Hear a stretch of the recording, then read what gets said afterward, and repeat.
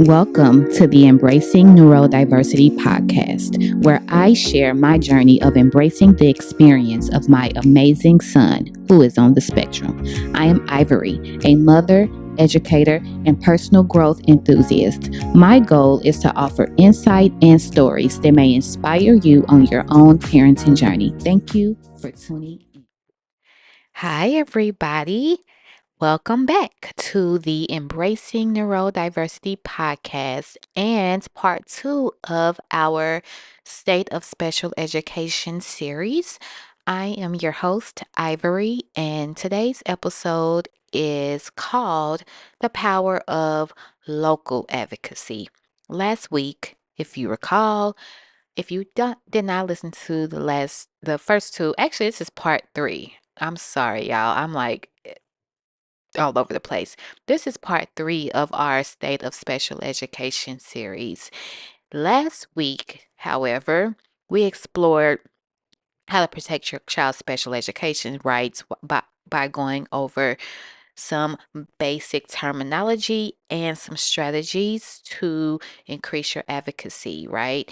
So if you didn't get a chance to check that one out, please do. And then there was also part 1 where we sort of rolled out what the dismantling of the Department of Education on a federal level means. So we have 2 episodes that have already been that you can have access to.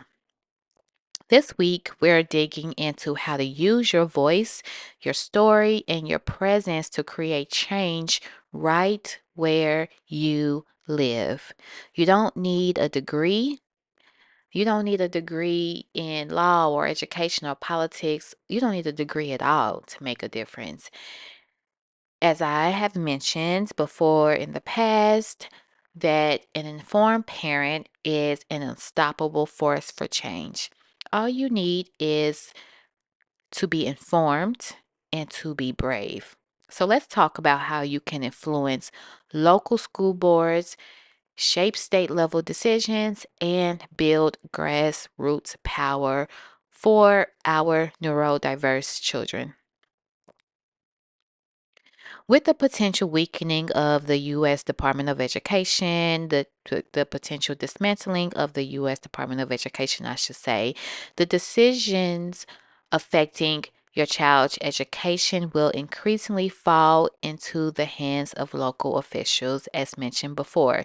This means local school boards, districts, and state legislators are more powerful than ever. These decision makers are determining curriculum standards, special education budgets, resource allocation, discipline policies, school closures, and accessibilities. All the things that impact our children, especially. When I say our children, I mean children who are neurodiverse, autism, ADHD, dyslexia, a plethora of others. So many of these decisions happen without parents' voice in the room. That's a problem. But here's the truth. Your voice belongs in those rooms. You don't have to be an expert. You just need to be a parent who cares. You don't have to be an expert. You just need to be a parent who cares. So let's talk about school board meetings. These are public forums where decisions about your child's school are being made. If you've never attended one, I highly recommend it. It is important to hear about what's happening in the school buildings that your children reside in for 5 to 8 hours a day. So please attend one when you can. Here's how to make an impact when you do. Outside of attending regularly, know what's on the agenda. If you feel equipped and prepared, share your story. If you are curious or unsure, ask a question. From my experience with attending school board meetings, there are days when I tend to listen and to gather information. There are days when I attend because I have a question that I want to ask because I am unclear about a particular policy or process.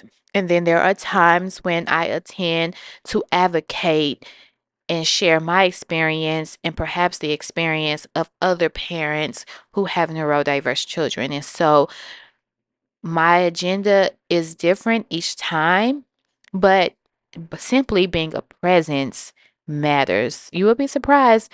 Not a lot of people attend school board meetings, regardless of where you reside. So your presence can make a huge impact. Now, let's move up one level to your state legislators. These are the people who create education policy, approve budgets, and set the rules your local schools follow. Here's how you can advocate. You can call or email your legislator, share a brief and clear message about a specific issue, request a meeting. These are people who get paid to advocate and support their constituents, people like you. And so you can request a meeting and meet with them in person or virtually to share your story. You want to influence them so that because they have the power to make decisions. And so your influence can inform their decision. Testify at a committee meeting. Many states allow public comments when new education bills are introduced. A quick tip, always connect your ask to your why. You want to connect the mind of the politicians and policymakers to their heart. Legislators are more likely to listen when they understand the human impacts of their decisions. In my Transformative Parent Playbook, I write that when you stop waiting for systems to shift and start shifting the system, you become the leader that your child needs, right? This is not an easy process, but it's a necessary process. One of the most powerful things you can do is organized. I mentioned in last week's episode and probably the one before and probably every episode if I think about it, but community is so important. Parent advocacy groups is so important. There is power in numbers.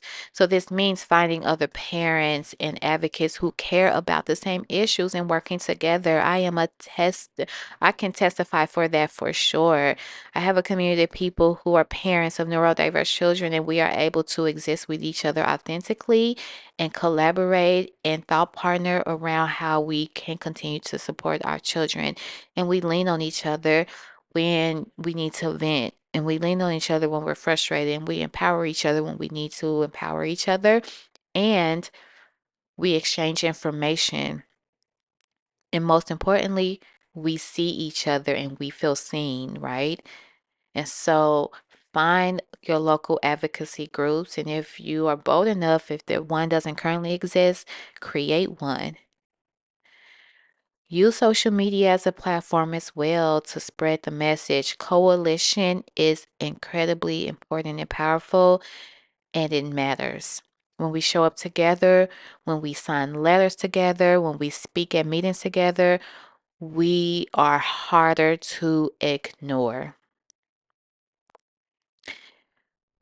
So in closing, I know advocacy can feel intimidating. Trust me, I know I have been in the side of policy and as both a decision maker and as an advocate, and it is intimidating, but it doesn't have to be. You don't need to know all the jargon. You can show up as your authentic self.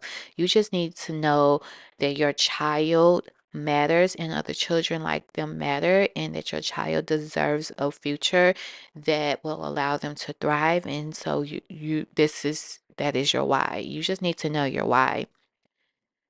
Start small. Attend one meeting, sit quietly, write notes, get comfortable with just being there. Send one email, share your story with one parent. That is a ripple effect. Set a goal for yourself. If I just share my story one time this month, I've done enough. So, as we wrap up today's episode, I want to remind you you are not powerless, you are not alone, and you are not too late. I don't care if your child is a senior in high school. You can and probably should be the one to advocate more because you can speak to your lived experience. Next week, we'll explore equity in education and who actually gets left behind. We will dig into the real world consequences of unequal policies and who bears the burden when support systems disappear. So until then, please stay informed, stay connected, and as always, take care of yourself. And until next time, bye.